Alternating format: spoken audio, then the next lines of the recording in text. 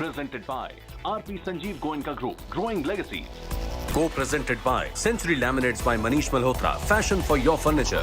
Co-presented by Macho Hind, बड़े आराम से. Co-powered by PolicyBazaar.com, her family होगी insured. Co-powered by the bold look of Kohler.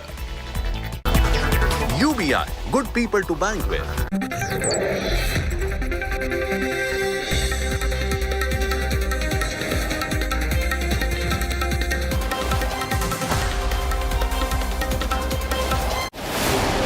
Should India be called Bharat?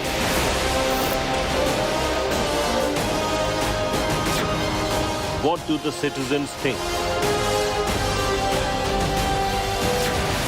India ready for one nation, one election? First opinion poll on raging debate. Sir, you come from a farmer's family. The most definitive sentiment tracker. Political stock exchange. Big focus on News Track.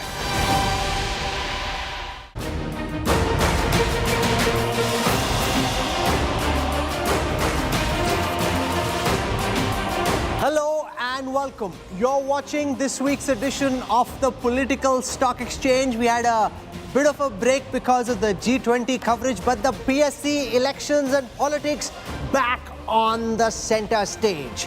We'll talk about Bharat, India, one nation, one election in this week's edition of the Political Stock Exchange. I want you to meet our guests, starting with Yashwant Deshmukh, lead cephalogist, sea voter. It's his team that's been doing this tracking for us. Rajdeep Sardesai is back. India Today's consulting editor, top political guru. With us also representing the BJP is its national spokesperson Syed Zafar Islam, representing the Congress Mahima Singh, and for perspective on one nation, one election and Bharat in India, I'm joined by S.Y. Qureshi as my special guest, the former Chief Election Commissioner of India. So I want to go across on that. Question number one, Bharat-India debate. Should the government remove the name India from the constitution? Here is what respondents told Sea Voter in this week's edition of the Political Stock Exchange. Yes, say 36% of the respondents. No, say 51% of the respondents. More than half the respondents very clear that India should not be removed from the constitution. Question number two, what should our country be called? Should it be called India? Should it be called Bharat? Should it be called India and Bharat? Here are the responses. 11% of the respondents saying it should be called India. 50% of the respondents there saying it should be called Bharat. 39% saying you can do an interplay of Bharat and India. It can be called either interchangeably. Why is the government trying to change the name? Is it because India is being used as the opposition alliance's name? 34% say yes, that's the case. 42% say no, that is not the case. So let me go across to our panelists and get initial comments from all of them. Rajdeep, I'll start with you. Interesting here. 50% of the respondents in this Sea Voter poll are already saying that Bharat should be the name of our country. But Rahul, look at all the numbers you've given us. While you say 50% say that India should be called Bharat, 39% are saying the name should be used interchangeably, 11% are saying India. So then, and in your first question, when you asked whether India and Bharat, both these names can be used, or whether there should be a constitutional amendment, overwhelming, I think 51% said use both names. So the fact is, I think the poll is clearly showing while Bharat may be a preferable name to India among 50%, an equal solid 50% have no problem with the name India. 11% say India over Bharat, but 39% say use them interchangeably, which to my mind reflects, in a sense, the fact that the India name also strikes a chord just as Bharat does. I mean, back it with your first, the responses to your first question. I think it's very simple, Rahul. The Article 1, subsection 1 is very clear. India, that is Bharat. Now, at best, you may want to change and reverse the order to Bharat, that is India. I don't see an issue either way. The fact is, both names can be used interchangeably, are being used interchangeably, and reflect in a way the plurality and diversity and the fact that the Constituent Assembly document was an essential compromise wherein both ideas were accepted and embraced. And over time, I think there are enough people who are proud to be called Bharatiya and proud to be called Indian, as I certainly am. And I think that's what your poll reflects. Your poll reflects, according to me, Rahul, why I see this as a weapon of mass distraction.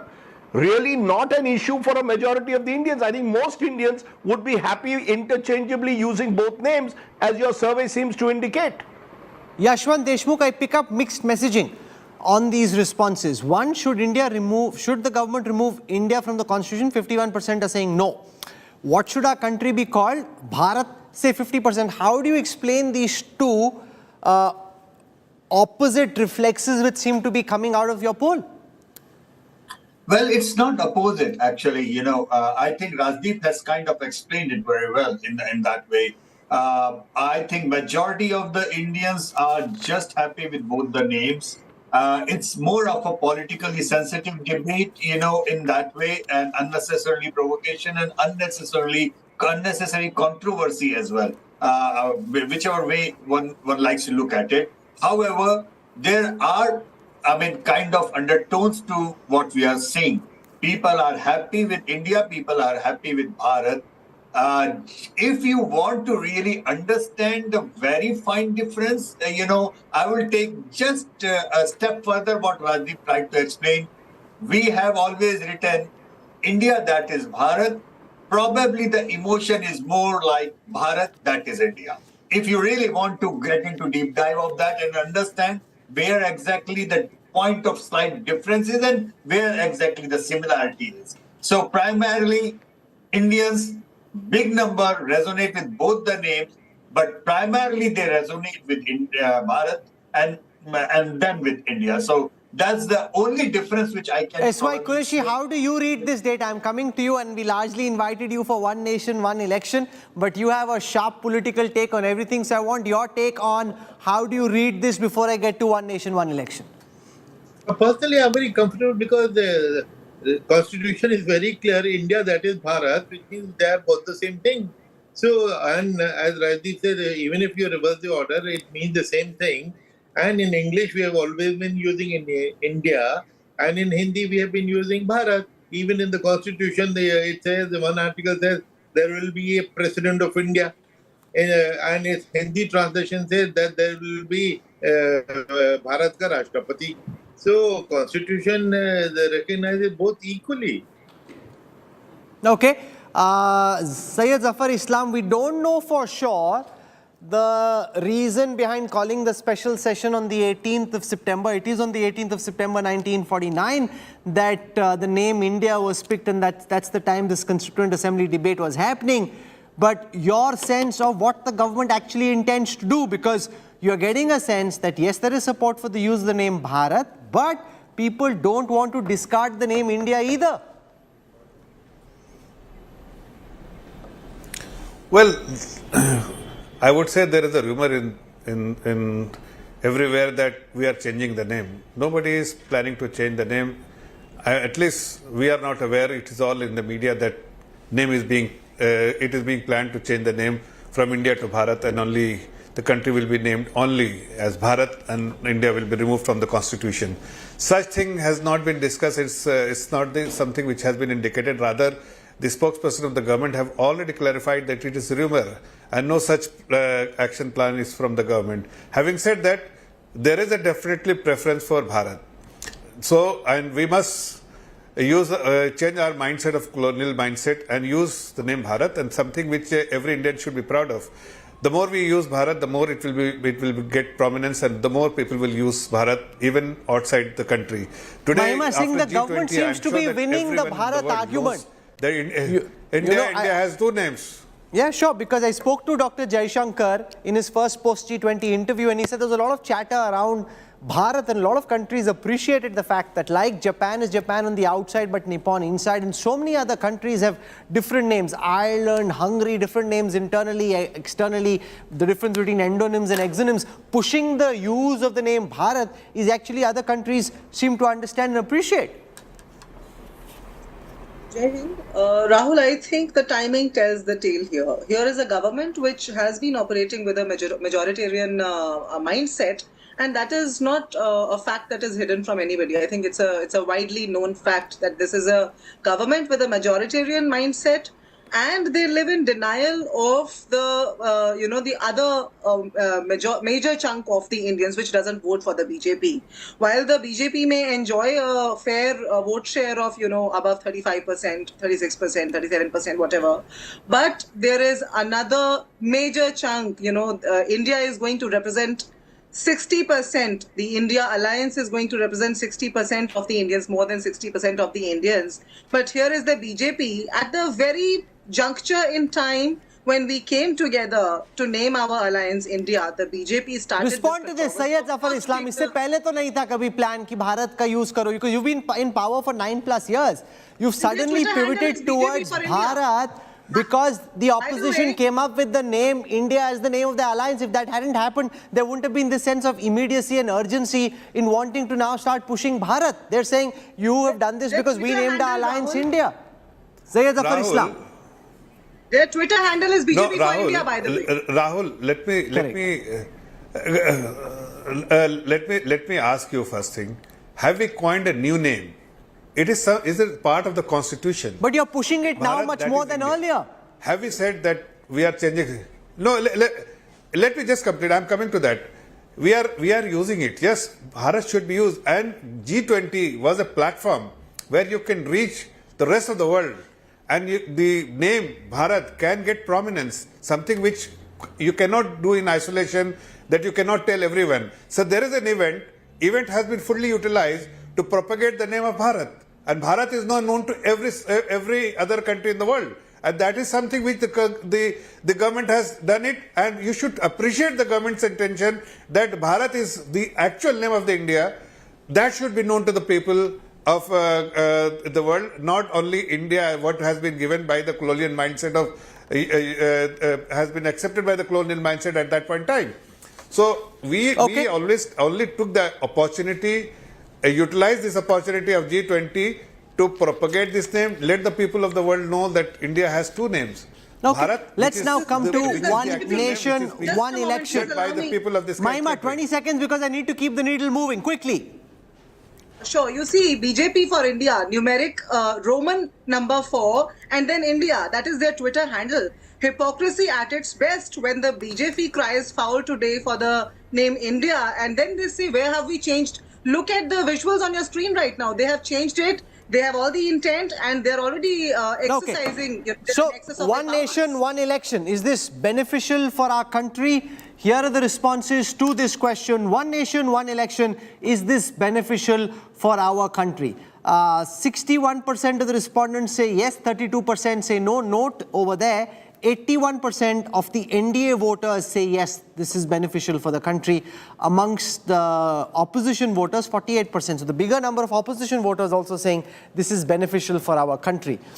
Can one nation, one election be implemented? Because there are practical realities in the implementation of one nation, one election. 59% of the overall respondents are saying yes, they think one nation, one election can be implemented. 35% say no. Who will benefit? 20% are saying that NDA benefits, 15% say the India alliance benefits, all parties benefit, say 45%. Rajdeep, this seems to be another winning idea where, as far as convincing the public is concerned, the government seems to have a wide-ranging support. 61% of overall respondents say this is good for our country. 48% of opposition voters also think one nation, one election is good for our country.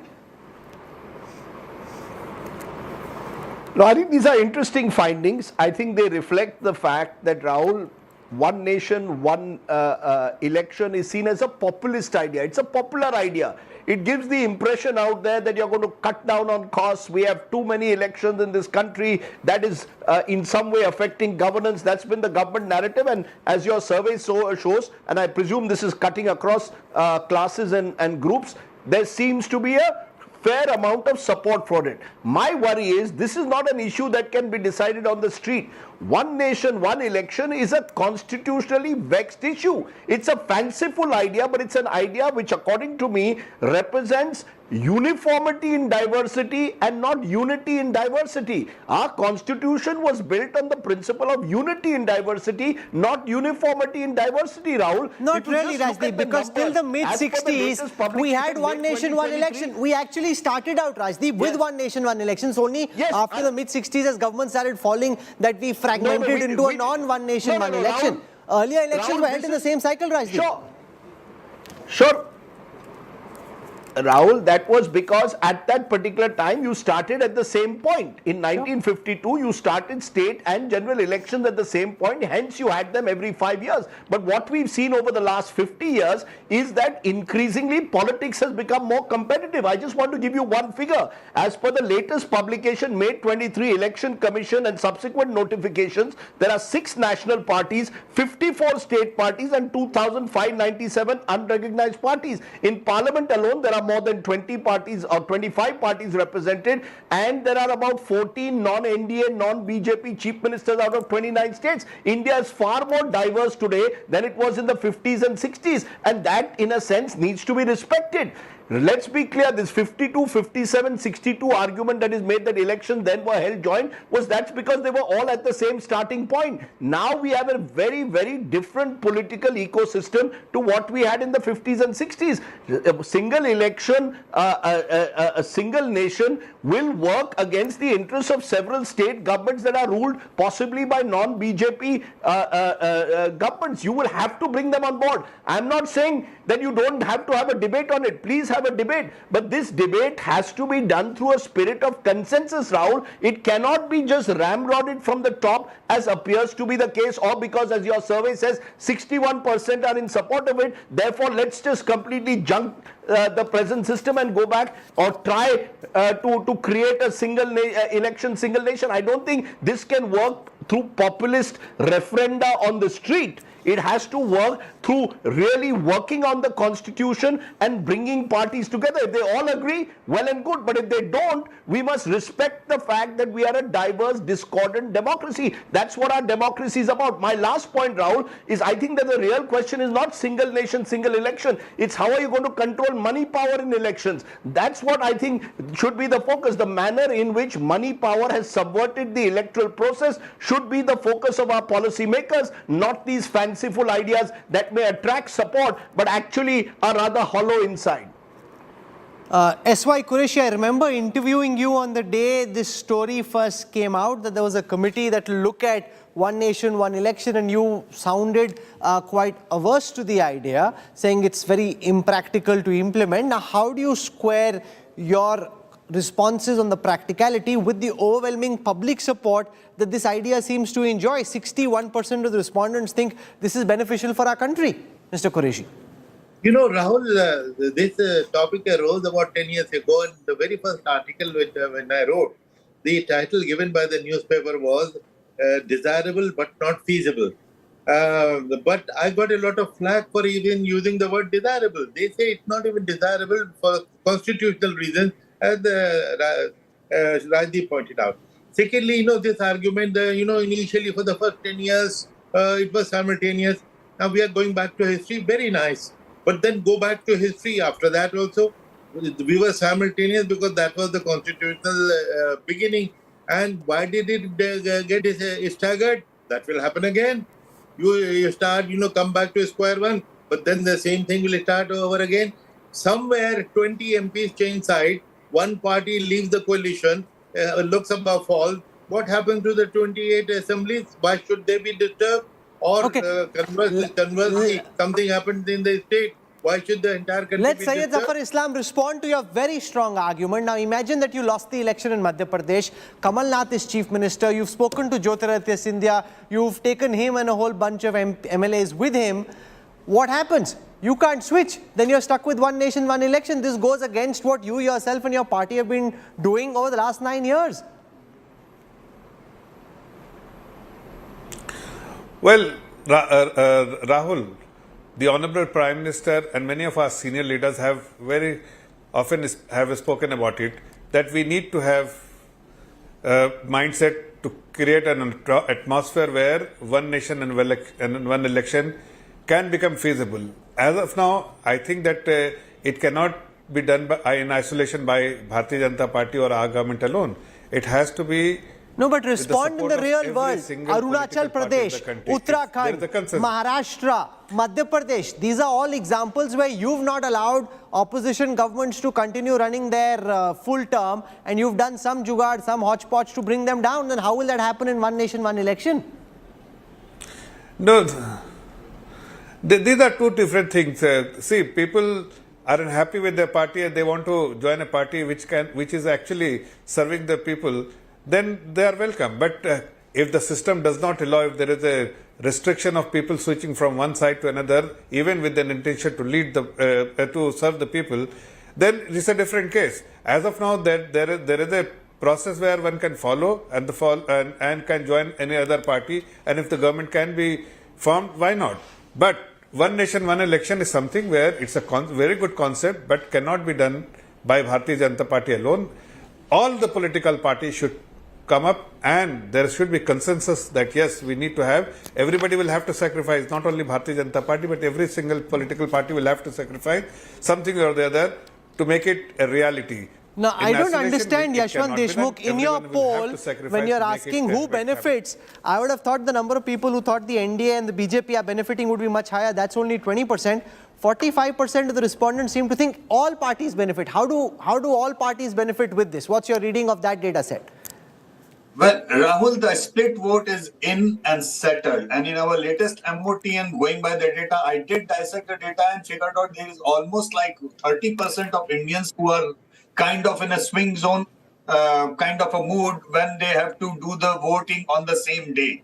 So I am very clear, Rahul, that if the elections, one nation, one election happens as on today, then we are likely to get a central government which is BJP led, but in majority of the states, the opposition chief ministers would be installed on the same day. So I have no doubt in that people can very well handle the one way, one election, and people are going to give different kind of verdicts for different layers of the governance. It is not going to benefit politically to any one party, as one way say so. Of course, opposition parties say that BJP is trying to do it because they try to use the popularity of the Prime Minister even to the winning Vidhan Sabha election. That doesn't happen. We have seen BJP lost majority of the Vidhan Sabha elections, even though the Prime Minister has gone and campaigned. People vote for Modi's popularity when the Modi's elections come. They are not going to vote for Modi when the assembly elections come in that way. Oh, and that is by and large, my argument for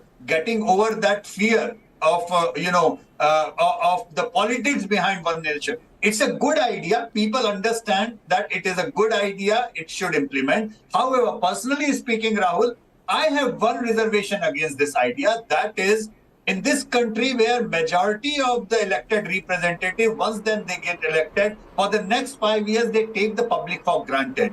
If everybody gets voted and elected on the same day for the 5 years, there is no opportunity for the public to brief to add their sentiment in any way, because we are an incomplete democracy of sorts in absence of referendum, the constitutionality of referendums and the right to recall within the constitutional rights. So unless these kind of reforms are in, unless the governments are forced to ask the people before taking important idea. For example, Uniform Civil Code.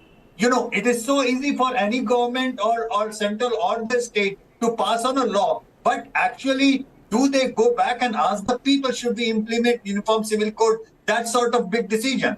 So if you look into all developed and established democracies, India happens to be the only democracy which doesn't give a chance for the people to give their opinion in the referendums, doesn't ask the government to go back to the people and ask them before taking an important decision, and doesn't give a constitutional right to recall. So unless these two things are given to public of India, I think one nation, one election might end up in having a 5-year, one election, okay, fine. But the next 5 years, everybody, all those who are elected just working on their own way and not going to and asking the public or asking the people Now, that's the response, Syed Zafar Islam. While, it can be argued that too many elections, disrupt the focus on governance, but at least they put pressure from the public on the government because you're constantly having to seek validation. Without that, Raja ki marji, you were elected for 5 years, do whatever you want because you need to go back only 5 years later to seek validation. Here, if you get it wrong, Karnataka tells you you've got it wrong. Later, you have to go back in Madhya Pradesh, Rajasthan, Chhattisgarh, Telangana, Mizoram. You have to get voters to vote for you. So you're constantly under stress. You're constantly under pressure. You're constantly having to make policies which keep public on your side. Otherwise, if you get elected big in 2024, as an example, if we already had one nation, one election, then you could do pretty much whatever you want for the next 5 years. This ensures that there is some counterbalance and some pressure. Well, two things, Rahul. First thing that we are a responsible party, we are a responsible government, irrespective whether the tenure is 5 years or 50 years, we will always serve the people and safeguard the interests of our nation. So, away from that, yes, it has both advantages and disadvantages when it comes to seeing from the perspective of a common man on the street. It will work for them, it may not work for them. So it has both pros and cons. So one has to really evaluate, and there must be some method to madness to ensure that the common man's interest is never ever compromised. So the political party will have to become responsible. Political party will have to think in terms of serving the people, serving the nation, not serving the family. Or that's why we are anti-Parivarvad, we are anti-corruption, we are anti- Tushtikara means policy of appeasement. Let me take you through some of the other responses. Will voter participation increase as a result of one nation, one election? 51% of the respondents say it will increase a lot. 20% say it will increase somewhat. No impact, say 22%. Mahima Singh from the Congress, you've got 71% of the respondents thinking that voter participation will increase either a lot or to some extent. That's a big reason why you should just do it in one go. So people just go out. They don't necessarily always vote for the same party. We've seen in Orissa, we've seen in states like Andhra Pradesh also to some extent, people have voted differently. They don't always vote the same way. While, you refer to your poll, Rahul, I'm also reminded of the IDFC Institute's study that found out that if one nation, one poll was conducted, then more than 77% of the voters would prefer to vote for one party. That is a study that has been held and found out. I align with the very pragmatic contention that Rajdeep made early on when you started discussing this point about one nation, one election, that, while people, it may look like a very palatable, very popular idea, it is a populist idea at best, defined at its best, it's a populist idea. But it's I would say, consequences need to be understood. And I think we've been discussing those consequences very elaborately already. When I think of one nation, one election and how the BJP is trying to bring it about, I think that the BJP is pleading euthanasia. Why I say that is because it is constitutionally, morally, ethically, politically repugnant as an idea. In a geographically diverse country as India, which has geographical disparities, we are a very expansive federal structure. The mother of the democracy, at this point in time when we are growing economically as we see, as it had to be, and as the BJP contends all the time, I think we should have been expanding, we should have been elaborating ourselves on the human rights spectrum.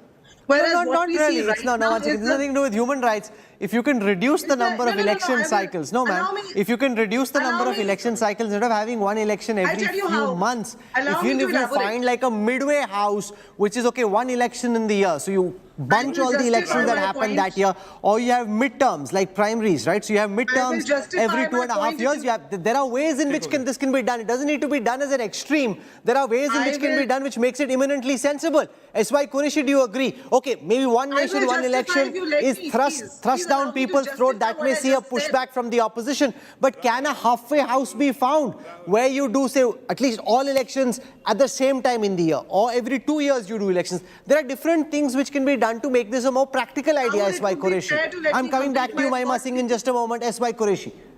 Yeah, well, first of all, the IDFC study which was mentioned is very, very important because it was a study spread over 15 years, 1999 to 2014.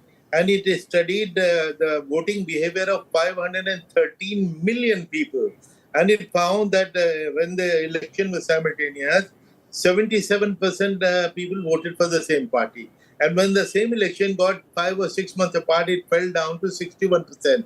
And when it is the gap is even more, you have seen the results in Delhi. In one election, the entire Delhi went for one party. 8 months later, for parliament, it went to another party. And so that is not something to be taken lightly. And the other thing, my feeling is that, one nation, when the moment you bring in the one nation, people's nationalism and patriotism comes to the fore. But if you take the same logic, why not one nation, one political party, one nation, one leader? Why do we need all the chief ministers doing all kinds of things? So can you take it to that logical conclusion? So I think it is therefore a dangerous idea. And the Law Commission, don't forget the Law Commission appointed by this government in 2018 itself flagged the issues, the constitutional amendments which will be required. It also referred to the basic structure of the Constitution. We just read that report and instead of dismissing it. And secondly, whatever this study may have said, but I remember one BJD MP saying that what do people want? People actually love frequent elections because that is the only power of vote is the only power they have, which otherwise what happens for 5 years, MLA, MP doesn't come back to them. And how many times we have seen posters, Gumshuda ki talash, wanted, MLA missing, MP missing. This is what will happen because he is assured of 5 years term and they will never go back. Therefore, the accountability, the way the issues will get mixed up. Now, let Zafar Islam respond to that. That's a very good point you're making, that if you have to go back to voters for municipal elections, then for assembly elections, then for Lok Sabha elections at different times, you are then accountable. Otherwise, you can just bounce for 5 years, nobody sees the MP or the MLA or the ward councillor, and you come back 5 years later. Elections ensure accountability. Zafar Islam, respond to S.Y. Qureshi. Actually, Rahul, I don't know whether I was audible earlier or not, but as I said earlier, that we are a responsible party and every party will have to become responsible because there should be accountability and people will make you accountable. People will make you understand that unless you are really willing to serve the people, you will not be able to come back to the power. So party will become responsible. Every political party will become responsible, follow the footprints which we have followed all along. Secondly, what is more important, that when you really talk about one nation, one election, it has both advantages and disadvantages, pros and cons both. So one has to really evaluate whether it will really benefit the people or whether it will not benefit the people, because there's a lot of restriction during the 5 years. Every now and then elections are taking place and the developmental work gets affected. So it has advantages and it has disadvantages. But if the political parties become responsible and follow the dharma of what they have been elected, then these concepts will become very, very fruitful for the people of this great country. Unless so will one nation, one election lead to free and fair polls? Here are the responses. 54% of the respondents say yes, there'll be free and fair polls if you have one nation, one election. 26% of the respondents in this C-voter poll say no, there will not be free elections if there is one nation, one election, but 54% of the respondents say yes. Is this a threat to federalism? 28% of the respondents in this C-voter data say no, it's not a threat to federalism. 54% of the respondents say one nation, one election is indeed a threat to federalism. Will regional issues then get ignored? 33% of the respondents say yes, regional issues will be ignored. 44% of the respondents say no, regional issues will not be ignored. What impact will this have on the India alliance? Could it lead to the India alliance being shaken up? 29% of the respondents say yes, 45% of the respondents say no. Is this a step towards a presidential form of government? 42% of the respondents in this C-Voter political stock exchange data say yes. 31% of the respondents say no. Interesting there, Yashwant Deshmukh, that 42% of the respondents are picking up the sense that this is taking India one step closer to a presidential form of government. Elections, in any case, seem to be becoming more presidential, whether it's at the state or the center. That's something you and I have spoken about in the past. But they're saying the country seems to be heading in that direction. Well, in the voters' mind, they are already kind of voting in a presidential mode, in that way. Be it the chief ministers, be it electing the prime minister, they are voting for the leader. I mean, across the country, that's what their psyche has been all along. So they are very clear about what they are dealing with. I think, apart from everything else, Rahul, I think the way it should be looked at, that people want elections at the regular interval, not exactly every year all the time. So we need to look into the other models. Like in US, there are elections every 2 years. Probably we need a 2 cycle of elections. One is midterm where, the elections are collaborated and taken along with that. Some with the 2.5-year cycle, some with the 5-year cycle in that way. So that a good balance can be reached. This is an important issue for which much more has to be discussed and, going beyond the binaries of who's gaining politically out of it and who is not gaining politically out of it. S.Y. Qureshi, has this happened internationally from what you've studied? Countries changing their form of government, moving from a prime ministerial to a presidential form of government. Is that something that we should have at least one person? Not many. I think a very rare thing. It doesn't happen that way. But yes, what happens is that consistently, if we go for the electoral reform, there is a lot to be desired, a lot to be done. I think if people are given better democratic rights of being consulted via referendums by the government on various important issues, that will take away the reservation against the elections are being held together. Let S.Y. Qureshi respond. On the presidential form of government, 42% saying it's one step towards that. Mr. Qureshi. Yeah, Rahul, countries keep on changing their constitution, many of them. Pakistan, Sri Lanka, but you see what happens there? Fortunately, our Supreme Court laid down the concept of basic structure. We have stability, political stability, because our constitution is stable. If we keep on changing with every Lok Sabha, with every majority, we keep on changing, we will go their way. Do we want that? Is that desirable? So I don't think it's a debate. And, the kind of public opinion that is collected by Yashwant, they would not understand federalism and all these issues. That is explained by the Law Commission.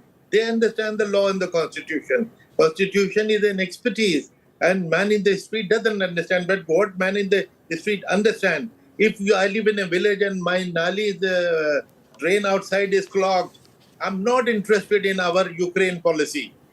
I'm interested in the Sarpanch and who will get my drain cleaned. You want to mix up the issues?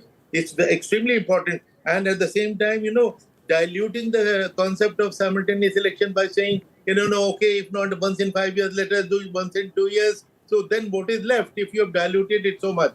Now, number one, original proposal was all 3 tiers have to be taken into consideration. Now, Panchayat election cannot be taken lightly. Constitutionally, it is as important as election to Lok Sabha. Gradually, we stopped talking of Panchayat. We just started talking of 4,120 MLAs and MP. And there also we say, okay, if not 5 years, let us do it once in 2.5 years. What is left? Finally, too many elections. What does it mean? If election is happening in Ghaziabad, how does it affect your health? I don't. If it is happening in Gurgaon, nobody will know. Only okay. you and I go to the polling station only once in 5 years. not repeatedly. Zafar Islam, we asked the next question. If this is implemented for the 2024 polls, will you support it? 66% of the respondents saying yes, 26% saying no. Even though it is now clear that the Ramnath Kovind committee will take time to come up with its responses, here's the other thing that I pick up. The government has the ability to build a narrative and to convince people of its point of view, which is why even though it's not being thought of in the short term, somehow you seem to have 2/3 of the respondents saying they'll support it, even if you pushed it through at this moment. Zafar Islam. See, I don't know what is the agenda the government will be having for this special session. But even if it does come up for one nation, one election, I think most of the political parties will support because they know that the response of the people is very positive. I know Mr. S.Y. Qureshi has a lot of observations, a lot of constraints. He feels that if it does happen, then people's interest will not be safeguarded. But I feel otherwise. That one nation, one election will actually bring a lot of responsibility and accountability in the minds of the people as well as in the minds of the politicians. And it will only benefit for the development of the country, and it will definitely will be a cleaner politics, less money will be involved, and more whatever you promise, you will be forced to deliver, and people will make you accountable and hold you accountable every 5 years. Mahima Singh, respond to this. The overwhelming support, 66% saying even if they do it for 2024, we support it. 61% of overall respondents saying this is beneficial for India. So in the court of public opinion, the one nation, one election argument is something that you seem to be losing.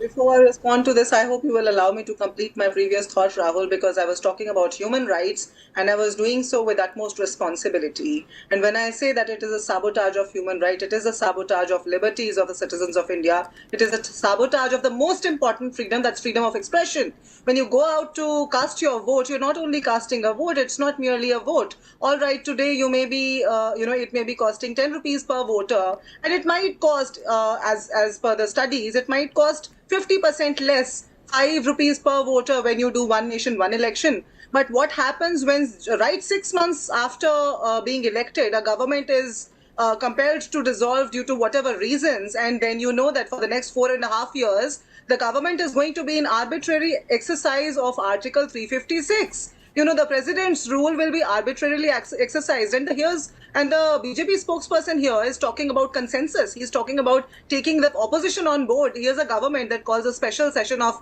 the parliament without having a dialogue. Here's a government that brings something like one nation, one election without having a regional party on board on its committee, without having representation from the election commission on board on the committee, and having a former president. I mean, a former president has to be non-partisan.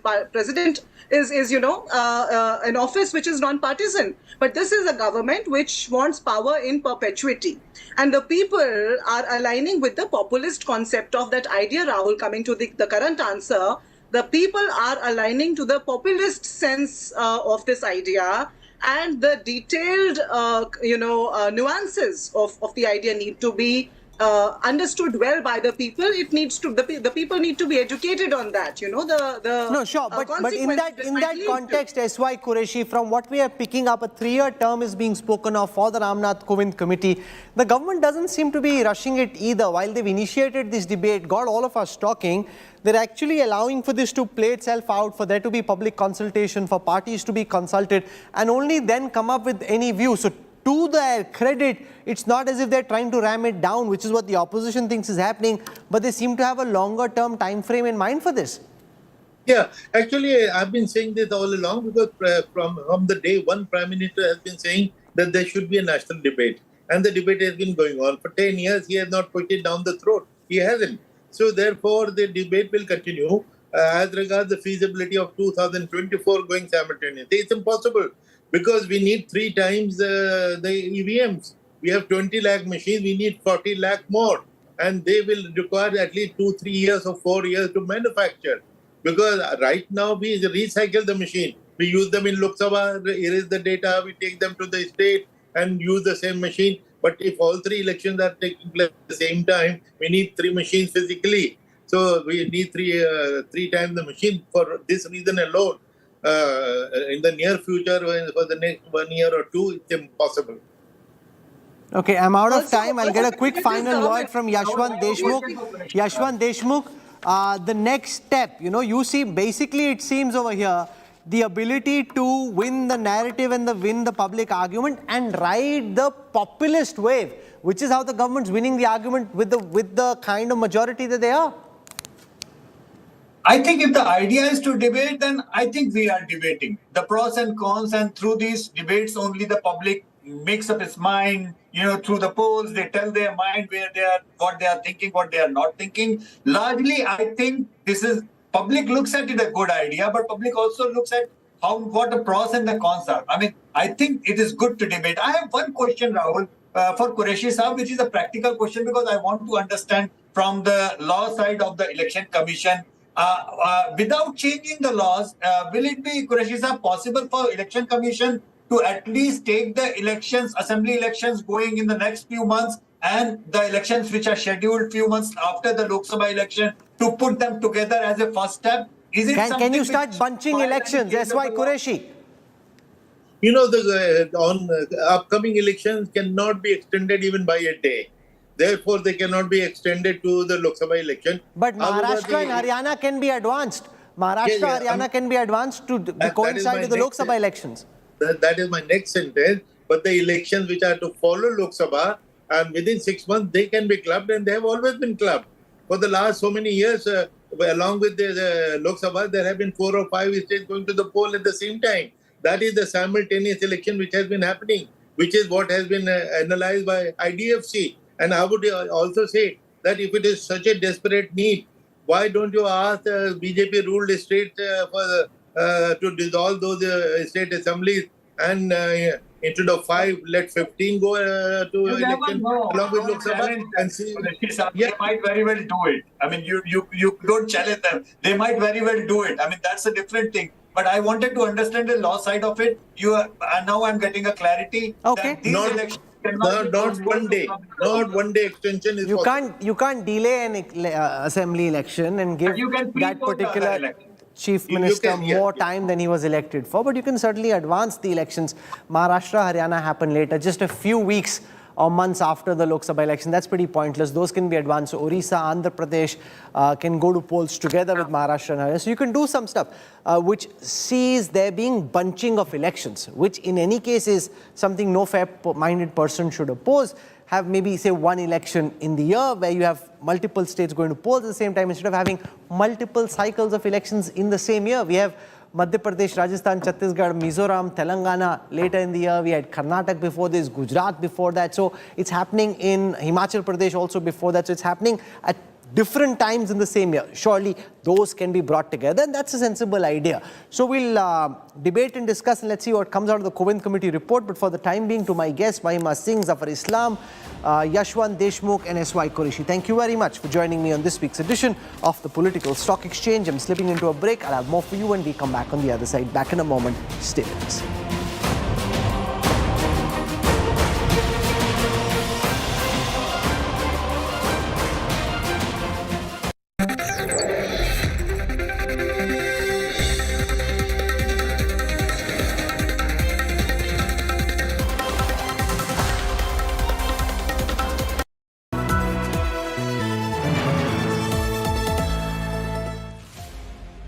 India's biggest international event, India's most amazing global power flex, and India watched it on one channel. The biggest team from the venue, the most watched anchors, blazing fast images and news breaks, and first with the only voices that mattered. The end result, total viewership domination. India has a new national consensus. Bharat watches India today.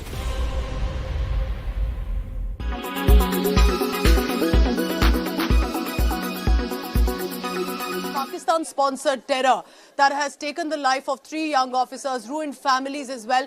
Can cricket be allowed? Should it be permitted? Can cricket go hand in hand while Pakistan sponsors terror against India, against Kashmir? These are some of the reactions that I've compiled where on social media, and this is just beginning, remember, this is bound to escalate further. Ashish Chaudhary, for example, says that we will, as every Indian, we will not watch and we do not encourage India-Pakistan matches. Khalid Beg, who is a political commentator, says, I will never ever watch an India-Pakistan match ever again. Monica Verma, who just spoke to India a short while ago, said, can we please stop this drama of India-Pakistan matches? So these are some of the reactions that we have compiled for our viewers to help them understand that people are linking what happened in Anantnag to the encounter, to the loss of life of officers who have to sacrifice their life in the line of duty, who are killed in action by terrorists, sponsored still and clearly by Pakistan, to why should we be playing matches and sports with them if they continue to, in so many ways, target, kill and attack Indians. मेरा बेटा सारे देश का बेटा था, सारे देश का चहेता था मेरा बेटा, सबका प्यारा था मेरा बेटा। मेरी बेटे का तो गणिया बाण थी, 3 बाण को न थी, बहुत ज्यादा बाण थी मेरा बेटा। तो ये मेरा बेटा तो गणी बाणा का भाई था, ये जिसका भाई ना था मैं पहला उनका भेजा करती बेटा, उनका पोची बंदा का ये रे बेटा, पास में अपनी बेबी की बंदवाई है। मैं ना रोऊं, मैं ना रोऊं, मैंने अपना बेटा पाल का देश ताई दे दिया था। मन तो पाल का अपना बेटा देश ताई सौंप दिया था। बस ये कि हम तो यही कहते हैं कि दूसरे जवानों को भी हौसला मिलेगा। वो ये कि हमारे एक सीनियर ऑफिसर गए हैं और हम तो ये कहते हैं मनोबल कभी ढीला नहीं करना चाहिए। और पूरे देश को गर्व आपके भतीजे पर, आपके परिवार के चिराग पर। दुख है आप लोगों को, लेकिन गर्व की बात है ये। दुख तो सबसे पहले जी माता पिता है, छोटी सी बच्ची है। बच्ची कितने साल की? 2.5 साल की है। अगर आतंकवाद हमारे 2 बच्चों को शहीद करके जाता है तो हम उसके 4 करते हैं, 5 करते हैं, उससे कोई फ़ायदा नहीं मिलने वाला। इसका बिल्कुल सफाया होना चाहिए। कब तक रोते रह गया परिवार, कब तक सारा कुछ। इसी जो परिवार के जो एक लड़का था, इसका बहुत ही बड़ा भाई दुखदायक कहानी हुई है। ऐसे ऐसे पता नहीं कितने परिवार ख़राब हुए हैं। इसको एकदम से ख़त्म होना चाहिए। हर देश इस आतंकवाद से परेशान है।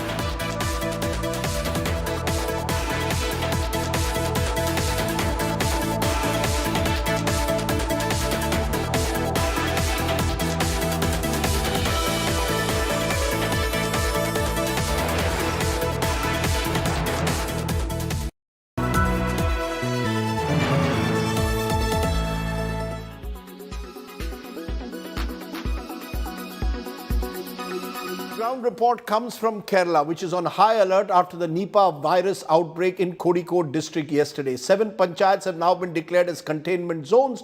The government has announced restrictions and measures to prevent the spread of the infection. Tonight's ground report comes from Kozhikode. Nipah virus is back to haunt Kerala. The Pinarayi Vijayan government has declared 7 Gram Panchayats in Kozhikode district as containment zones after 2 people died of Nipah virus disease. 4 contacts are under treatment and of them 2 have tested positive for the virus. 3 positive sample അയച്ചതിൽ 3 positive സ്ഥിരീകരിച്ചു. അപ്പോൾ അതിൻ്റെ അർത്ഥം ആദ്യത്തെ മരിച്ച വ്യക്തിയും positive ആണെന്നാണ്. അപ്പോൾ ഇപ്പോൾ നിലവിൽ സംസ്ഥാനത്ത് 4 നിപ്പ പോസിറ്റീവ് കേസസ് ആണ് ഉണ്ടായിട്ടുള്ളത്. ആദ്യത്തെ കേസ് ഇൻഡെക്സ് കേസ് ആകാനാണ് സാധ്യത എന്നുള്ളത് തന്നെയാണ്. 43 wards in the 7 Gram Panchayats are in the containment zone. Schools in the containment zones will conduct online classes. Social distancing, use of masks and sanitizers are mandatory. Only shops selling essential items like food and medicines are allowed. Grocery shops can open from 7 a.m. to 5 p.m. only. Medical shops and health centers shall remain open round the clock. Vehicular traffic in the containment zones are prohibited.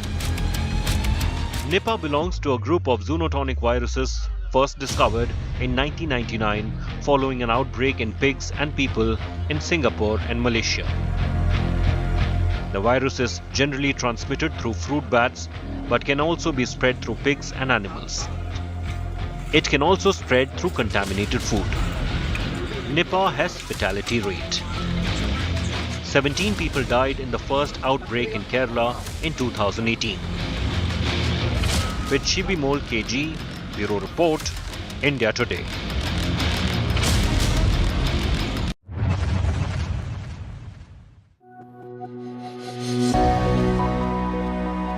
A formal transition to the brand new parliament. A formal entry into the new building on September 19, a day after the special session begins. The occasion also brings with it a new uniform for parliament staff. Billed as a design with an Indian touch, the uniform consists of a magenta or deep pink Nehru jacket for bureaucrats, their shirts in deep pink with lotus in print. Manipuri turbans will now be worn by marshals in both houses. Opposition parties not very impressed though. Congress has issued a sarcastic reaction, insisting it's still in the dark about the agenda for the upcoming special session, while all other sundry information is being rolled out in public domain. Congress MP Manikam Tagore questioned the lotus print on the new uniform, calling it a petty display of the ruling BJP party symbol in the dress code for employees.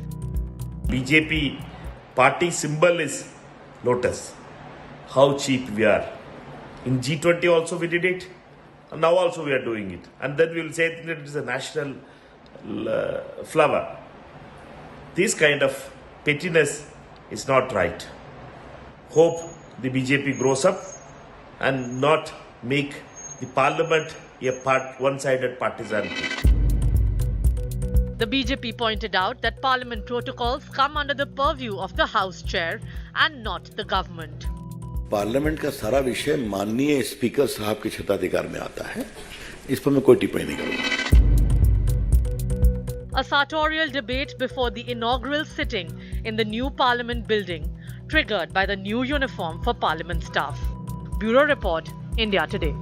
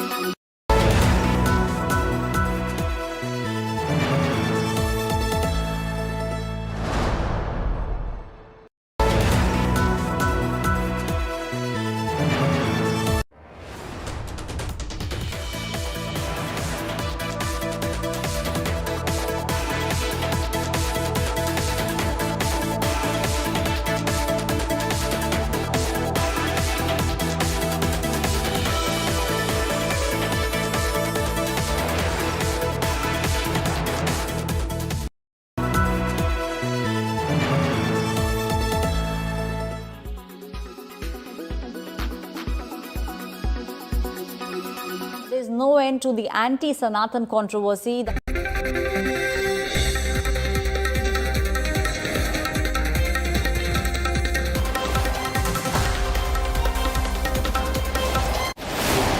Should India be called Bharat?